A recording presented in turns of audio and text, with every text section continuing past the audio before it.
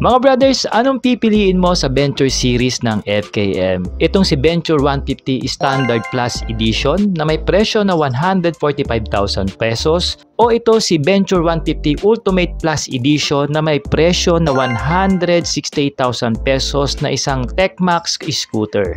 O ito namang si Venture 180 na isang performance adventure scooter na may presyong 178,000 pesos. Kaya kung may napipili ka dyan mga brothers o sa iba pang bikes ng FKN, mag-PM ka na para ma-assist ka. At syempre hindi lang yan, umaapaw din sa freebies ang FKM pagka bumili kayo ng motorsiklo sa kanila dahil sa kanilang pre-SEC helmet and top box, 3 years LTO registration and insurance. Meron din yung riding jersey ng FKM at may kasama pang intercom. Syempre hindi rin mawawala ang kanilang riding kit ng FKM at gas voucher. So ano pang hinihintay mo mga brothers? Mag-PM ka na!